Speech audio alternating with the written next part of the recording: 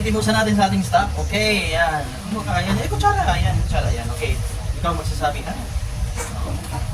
Walang kasi yung alingan, puro katuhan ng lamang. Anong lasa? Okay mo yun. Okay, pasado. Pasado ang ating tanigi. Okay, i-plating na natin.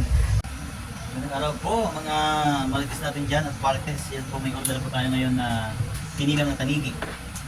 At may magiinom sa amin sa aming second floor. Ngayon ito po yung ating fresh tanigi. Yan, okay. Igilawin natin. Order sila, okay. Ay, ang kilo ngayon tanigi ay 600 ang kilo. Okay. So, ang presentation natin ito, may ano yan, may suka yan. At actually may na-slice na ako yan. Suka yan. Na-slice natin ang tanigi. Medyo mahirap siya slice pag ano talaga. Usually kasi maganda sana pag ano muna, pidasin ng konti sa yellow para pag slice mo maganda. Pag sariwang-sariwa yung ano niya, tapos i-preset mo siya at least mga 4 hours o 2 hours man lang para magtigas yung laman niya para pag slice mo maganda. Okay. Yan.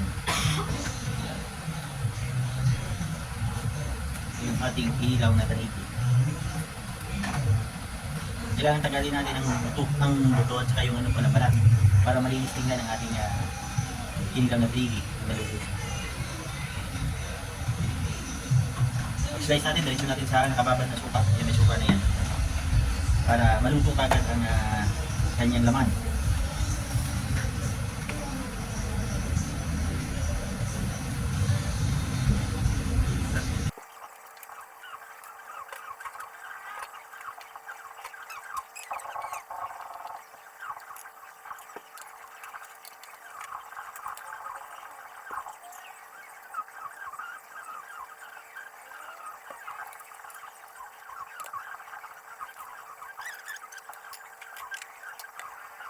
Ating tanigi po. Yan, na-slice na natin, titimpla na natin ang ating sangkap. Ang sangkap, iniyaw na siling haba, yung pangsinigang at sili, pipino, at saka po itong ating sibuyas at luya. Yan, i-blend muna natin yung ating sibuyas at saka luya. Calamansi juice, brown sugar, at paminta, at saka iodized salt. Yan po ang ating mga ingredients. Okay, mix na natin. Mag-blend muna tayo ng bawang luya at saka sibuyas. Ito po, i-blend na po natin ang ating sibuyas at saka luya.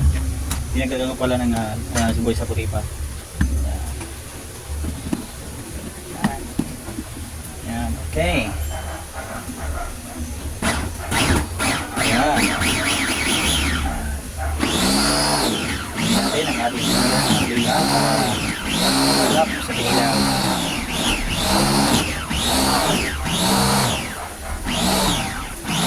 Pwede na yan. Okay. Panin natin, tingnan natin kung pino na siya. Yan, pwede na yan. Ating, okay. Ito na po ang ating tanigi. Yan, na-slice natin tanigi. Okay. Lalagyan natin ngayon ang ating calamansi juice. Yan. Salt. Iodized salt. Okay. Okay, black pepper. Paminta. Brown sugar. Lagyan natin ng brown sugar. Pamparasa. Para manamis-namis. Okay. At saka yung ating sili at pipino. Buhos na lahat yan. Haluin na natin yan. Okay. Yan. Okay, yan. Haluin na natin ang ating kihilaw. Okay. Siyempre, lagay na natin ang ating na-blend na luya at saka sibuyas. Pag maraming sibuyas at saka luya, mas masarap ang ating kihilaw. Ano pa masarap dito kung maraming sibuyas?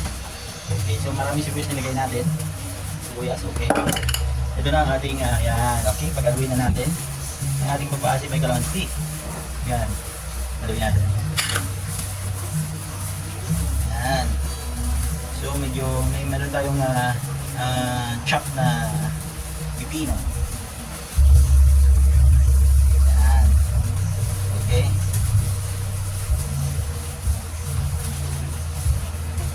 Actually, ito ay good for 2 orders to.